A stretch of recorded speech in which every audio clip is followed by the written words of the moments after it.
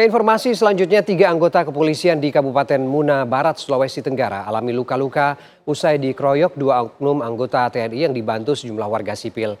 2 oknum anggota TNI langsung diamankan Denpom Kendari, sementara 6 warga ditetapkan sebagai tersangka.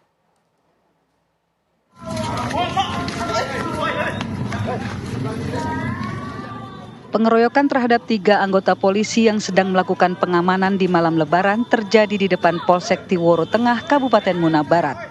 Diduga 2 oknum anggota TNI melakukan pengeroyokan dibantu sejumlah warga sipil. Aksi pengeroyokan sempat menjadi tontonan warga yang melintas. Peristiwa bermula saat 2 anggota polisi mengamankan sepeda motor milik salah satu warga lantaran menggeber-geber motor berknalpot bogar atau brong ketika melintas di depan polsek. Rupanya pelaku penggeber motor kerabat salah satu oknum anggota TNI. Saat mempertanyakan permasalahan tersebut, perkelahian dan pengeroyokan pun terjadi. Usai peristiwa tersebut, 2 oknum anggota TNI atas nama Serda Ambo Nasir dan Pratu Rendi dan 9 warga sipil langsung diamankan di Polres Muna. Rekan dari TNI masih melakukan pemrosesan sampai sejauh mana permasalahannya sebenarnya.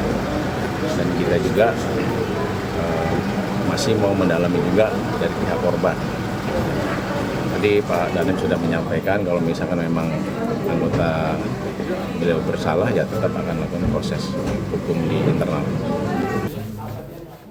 Saat ini 2 anggota TNI yang terlibat pengeroyokan telah diamankan Denpom Kendari.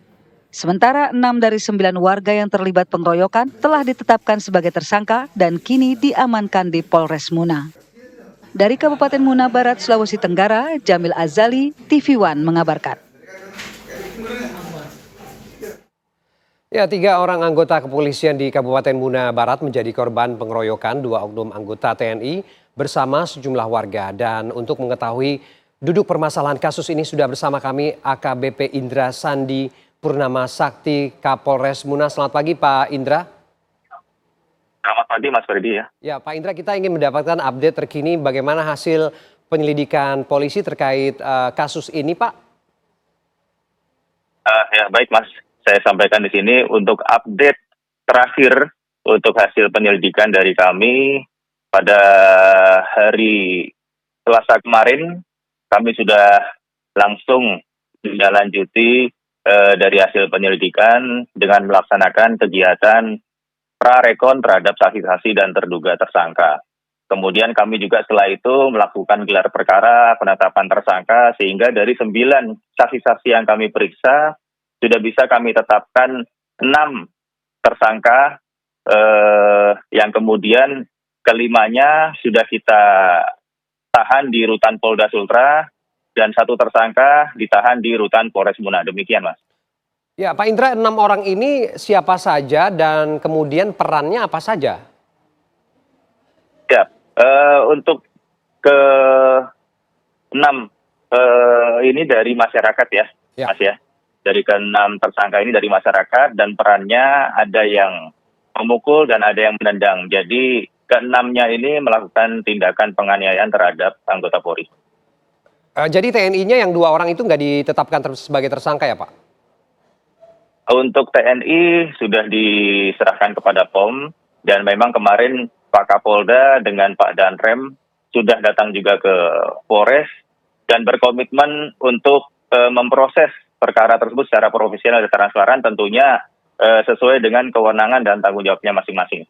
Oke, baik. Pak Indra, kita juga melihat salah satu tersangka ini juga kabarnya masih di bawah umur. Lalu apa kemudian langkah kepolisian untuk menangani kasus ini, Pak? Iya, baik Mas.